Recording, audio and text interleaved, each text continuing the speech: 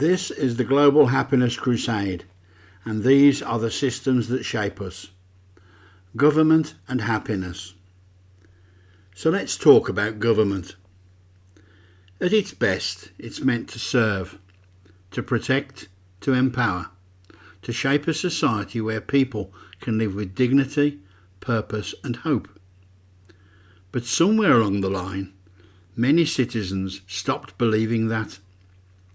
Trust is eroding, disillusionment is rising, and far too often government feels reactive, disconnected, even performative. Why? Because for years we've been measuring the wrong things. We track gross domestic product. We obsess over economic growth. We headline unemployment rates, inflation and trade deals. But we don't measure happiness or belonging or well-being. And what we fail to measure, we fail to prioritise. Lord Dear, a man who spent decades in public service, recently shared with me that today's political landscape feels deeply uncomfortable. Why? Because politics has become a career ladder, not a calling. Many modern leaders enter office with little life experience, no grounding in real-world systems, and no vision beyond party lines.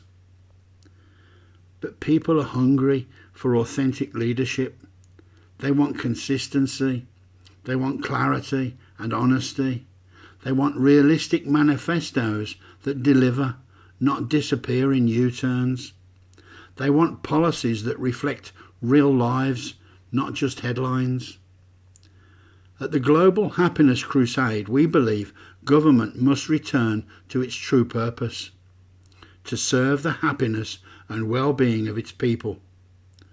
What if we tracked gross national happiness with the same verve and seriousness as gross domestic product? What if every public policy considered emotional and mental health impacts as rigorously as the financial costs? What if political manifestos included clear commitments to well-being metrics and stuck to them? This isn't just idealism.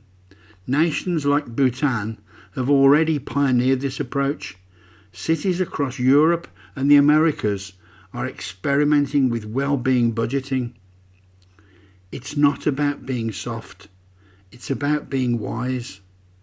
Because when people are thriving, society is stronger, economies are more resilient, and democracy regains its meaning.